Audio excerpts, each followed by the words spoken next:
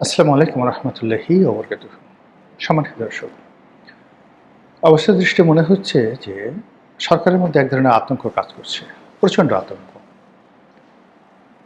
তারা রাষ্ট্র পরিচালনা করছেন বা ক্ষমতায় বসে আছেন, এই যে আত্মবিশ্বাস, এই জায়গাটাতে বারবার আতঙ্ক তৈরি হচ্ছে।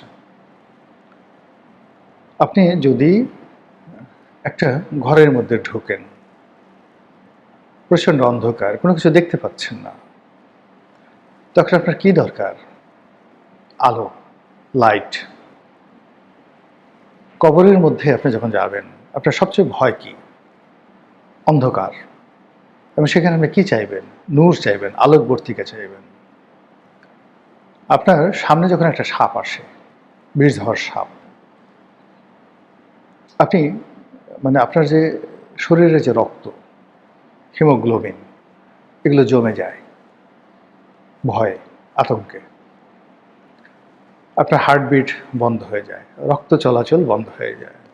আপনি যে একটা হা করবেন, অনেক সময় সাপ দেখলে সে হা করার ক্ষমতা থাকে না। আপনি যে এক পা একটু এগুবেন, পা কাঁপা তো দূরের কথা, পুরো পা ফ্রিজ হয়ে যায় যারা ভয় পায়। একটা গবেষণায় দেখা গেছে যে সাপের কামড়ে যত লোক মারা যায়, 99% মানুষ মারা যায় হার্ট অ্যাটাকে। এর কারণ হলো 99% সাপ হলো বিষহীন, তার বিষ নেই। তো সে সবুল মারে, সে মনে করে আমি মরে গেছি, হার্ট অ্যাটাক করে মারা যায়। কিন্তু শরীরে দেখা গেল যে তার কোনো বিষ খুঁজে পাওয়া যাচ্ছে না। তো একজন সাপুড়ে, সে সাপ ধরে ফেলে, বিষধর সাপ ধরে ফেলে, মুখে চুমো দেয়, গলায় পেঁচিয়ে থাকে, আর আপনি দেখার সঙ্গে সঙ্গে আতঙ্কে আপনি চিত হয়ে পড়ে যাচ্ছেন, মরে যাচ্ছেন, হার্ট অ্যাটাক করছেন, আপনার হাত পা ফ্রিজ হয়ে যাচ্ছে, বরফ হয়ে যাচ্ছে। কারণ কি? জ্ঞানের অভাব। আপনি সাপ সম্পর্কে আপনার কোনো জ্ঞান নেই। একইভাবে ধরেন, নতুন একটা মার্সিডিজ গাড়ি, আপনার স্ত্রী, আপনার খুব প্রিয় স্ত্রী, সারা দুনিয়া দেখে আপনি পছন্দ করে বিয়ে করেছেন। তো বাসর করতে আপনি যাবেন। বাসর করতে যাবেন কোথায়? একটা হোটেলে। শ্বশুরবাড়ি থেকে আপনাকে একটা মার্সিডিজ বেঞ্জ গাড়ি দিয়েছে। আপনার স্ত্রী বলল যে, আসো প্রিয়তম, আমি নিজে তোমাকে ড্রাইভ করে সেই গাড়িতে করে আমরা বাসর করার জন্য অমুক হোটেলে যাব। তুমি কোনো টেনশন করো না, আমি আসলে গাড়ি চালাতে পারি না, কিন্তু কখনো চালাই নাই, কিন্তু তুমি আমাকে দোয়া করো। তোমার দোয়া থাকলে আমি ভুল করব না। আমি দেখেছি ড্রাইভাররা পাশে বসে দেখেছি কিভাবে চালায়, কিন্তু আমি কখনো স্টিয়ারিং ধরিনি। তো তুমি আমার পাশে, আজকে আমাদের বাসর রাত, এবং তুমি আমার প্রিয়তম, তুমি একজন কামেল মানুষ, অলি আল্লাহ মানুষ, আমার জন্য একটু দোয়া করো। আমার সারা জীবনে একটা প্রতিজ্ঞা ছিল যে বিয়ের পর নিজের হাতে গাড়ি চালিয়ে, এবং আমি কোনো রকম প্র্যাকটিস ছাড়া গাড়ি চালিয়ে সফলভাবে আমি আমার মাকামে গিয়ে পৌঁছবো। এরকম যদি অফার আপনার স্ত্রী দেয়, আপনি কি করবেন?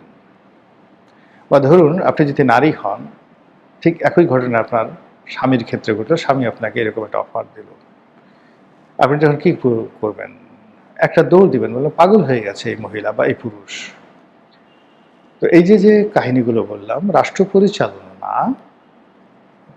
আপনার যে কোনো একটা বিষধর সাপ, বা এই যে গাড়ি চালনা থেকে শুরু করে অন্য যা কিছু আছে, তার সাথে অতীব অতীব কঠিনতর একটা বিষয়। যারা এখানে বসেছেন, এখানে আবেগ দিয়ে, নাটক দিয়ে কোনো জিনিস হবে না।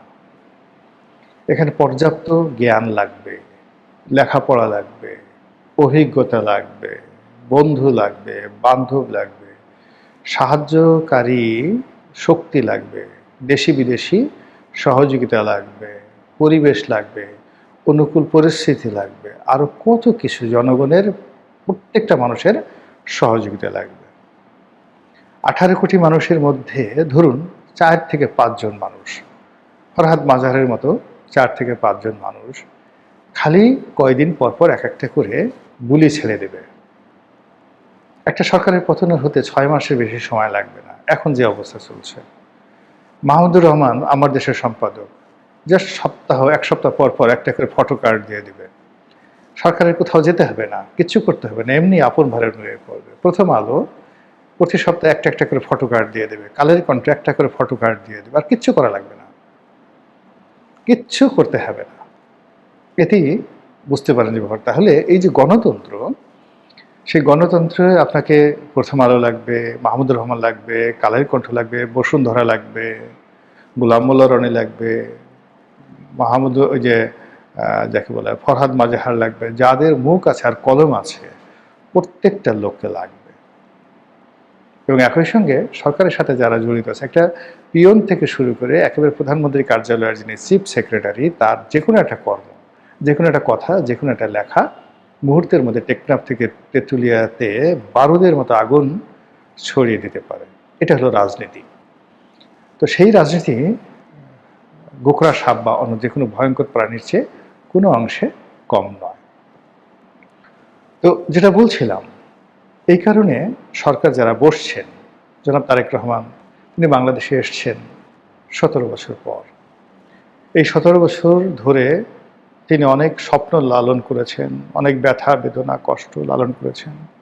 তার শরীরে অনেক আঘাত, যে আঘাত তিনি যে ভুলেননি, তিনি যে ভুলতে পারেন না। তিনি বারবার সেই লন্ডন থেকে আশ্বস্ত করেছেন, আমি সবাইকে ক্ষমা করে দিয়েছি, আমি ভুলে গিয়েছি। এমনকি তিনি একজন সামরিক কর্মকর্তার কাছে মাপ পর্যন্ত চেয়েছেন নির্বাচনের আগে, উদারতা দেখাতে, যে আমি খুব উদার। কিন্তু ক্ষমতায় বসার 24 ঘন্টার মধ্যে তিনি স্থির থাকতে পারেননি। তিনি এবং তার লোকজন এখন খুঁজছেন একাগারো কারা কারা করেছে, কারা তাকে পিটিয়েছে, কারা তাকে ফেলে দিয়েছে, কারা তাকে দুর্ভোগ দুর্দশা মধ্যে নাকারি চুবানি খেয়েছেন। এটা হলো সহজাত।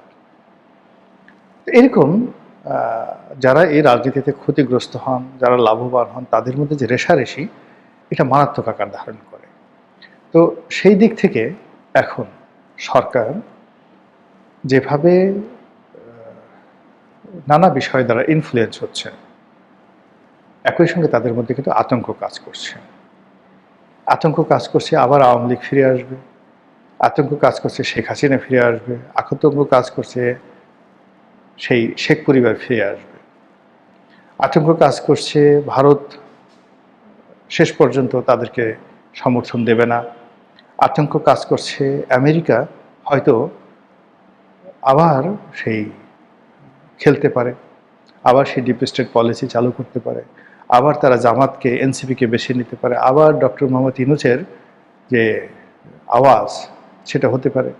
এবং এরকম ঘটনা বহুবার ঘটেছে পৃথিবীতে। বিশেষ একটা অবস্থাতে মানে বারবার রেজিম চেঞ্জ হয়েছে, বারবার রেজিম চেঞ্জ হয়েছে। যেমন দেখা গেল ইরানে রেজা শাহ পাহলভি আমেরিকাদের মানে পোষ্য ছিলেন, কিন্তু দেশের পরিস্থিতি এমন একটা তৈরি হলো যে সেখানে একটা ইলেকশন হলো এবং মোসাদ্দেক প্রধানমন্ত্রী হলেন, ইরানের প্রধানমন্ত্রী হলেন। এবং ওই অবস্থায় রেজা শাহ পাহলভি পালিয়ে যেতে বাধ্য হলেন। আমেরিকাও ঠিক মেনে নিতে বাধ্য হলো এবং মোসাদ্দেকের সঙ্গে তারা কোঅপারেশন শুরু করল।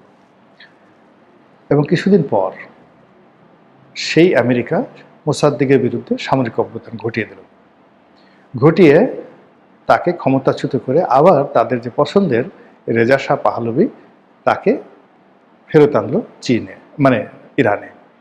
এবং 1979 সন পর্যন্ত আবার 30 বছর প্রায় সেই রেজা শাহ পাহলভি ক্ষমতায় ছিলেন।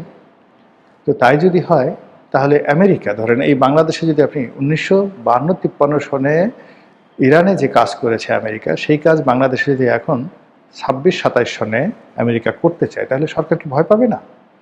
এই ঘটনা তো বহুবার ঘটেছে। আফগানিস্তানে কি হামিদ কারজাইয়ের ক্ষেত্রে ঘটেনি? আশরাফ ঘানির ক্ষেত্রে ঘটনা ঘটেনি? বারবার এই ঘটনা ঘটেছে।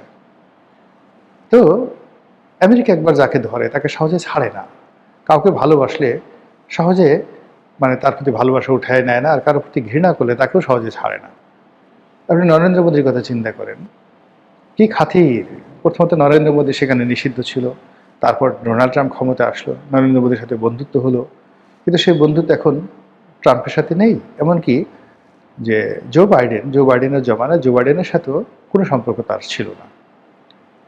তো এইরকম আমেরিকা একবার যখন ডক্টর মোহাম্মদ ইউনূসকে ভালোবেসেছে, এনসিপিকে ভালোবেসেছে, আমিরে জামাতকে ভালোবেসেছে। এই ভালোবাসা যে আবার নতুন করে জাগবে না। পুরনো প্রেমিক দেখলেই মানুষের মাথা খারাপ হয়ে যায়। ৮০ বছরের বুড়া, ৭৫ বছরের বুড়ি প্রেম করতো প্রাইমারি স্কুলে। প্রেম কি? গাছের পাতা নড়ে চড়ে, তোমার কথা মনে পড়ে। তখন তো কোনো কিছু বুঝে না। ওই প্রেম সেই ৭৫ বছর বয়সে হঠাৎ করে দেখা হলো। দুজনই তখন মানে নাতি হয়ে গেছে, দাদি হয়ে গেছে। এবং এই দৃশ্য অতি সম্প্রতি একটা হিন্দি সিনেমাতে শাবানা আজমি আর ধর্মেন্দ্র অসাধারণভাবে ফুটিয়ে তুলেছেন। একসময় পাহাড়ে তাদের প্রেম ছিল, উভয় পাহাড়ে বেড়াতে গেছেন, সেখানে খুব অল্প সময় প্রেম ছিল, তারা একটা গান গেয়েছিল। এর মধ্যে ধর্মেন্দ্র পক্ষাঘাতগ্রস্ত হয়ে যায়, প্যারালাইজড হয়ে যায়, অনেক স্মৃতি ভুলে যায়। আর শাবানা আজমি বিয়ে হয়, ছেলে মেয়ে হয়, নাতি হয়, তাদেরকে নিয়ে ধর্মেন্দ্রকে দেখতে আসে। ধর্মেন্দ্র মনে করতে পারে না, সে তখন প্যারালাইজ। তখন শাবানা আজমি গান গায়।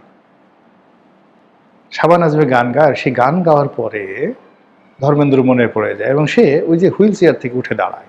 এই হলো পুরনো প্রেম। রাজনীতিতে পুরনো প্রেম আরো ভয়ঙ্কর, আরো ভয়ঙ্কর।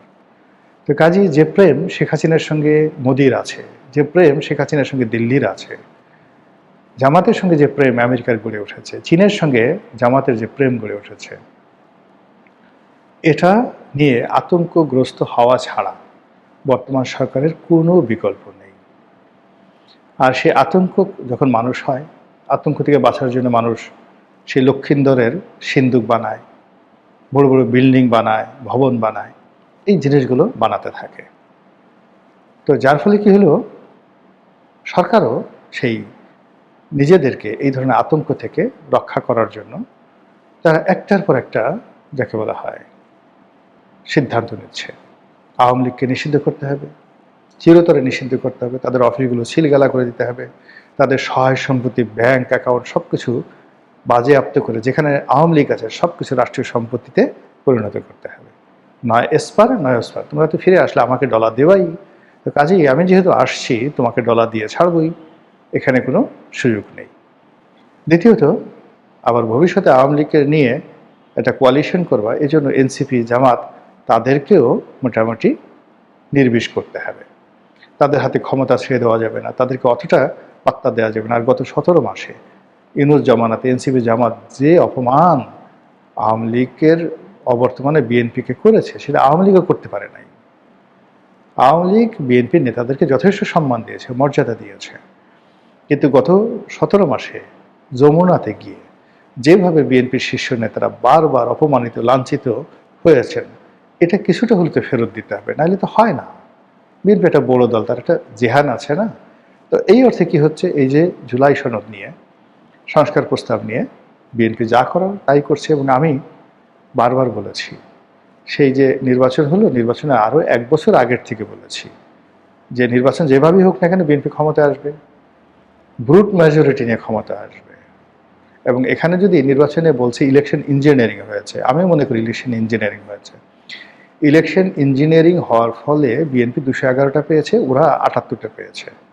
যদি ইঞ্জিনিয়ারিং না হতো তাহলে 270টি সিট পেত, আর জামাত সর্বোচ্চ 20 থেকে 25টি বা 20টি সিট পেত, বাকিটা স্বতন্ত্র বা বিদ্রোহী প্রার্থীরা পেত।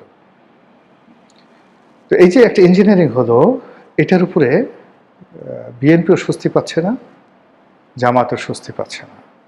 ফলে একে অপরের বিরুদ্ধে যে যার শক্তি যতটুকু আছে সেটা প্রয়োগ করবে, এবং সরকার নিজেদের এই দুর্বলতা দূর করার জন্য আইন করবে, কানুন করবে, বিচার বিভাগকে কুক্ষিগত করবে, প্রশাসনকে দলীয়করণ করবে, এবং সেই কাজ এই গত 1.5 মাসে অসাধারণভাবে তারা করে ফেলেছে। এখন দেখা যাক কোথায় গিয়ে কিভাবে এই পরিণতি শেষ হয়। আসসালামু আলাইকুম রহমতুল্লাহি ওয়া বারাকাতুহু।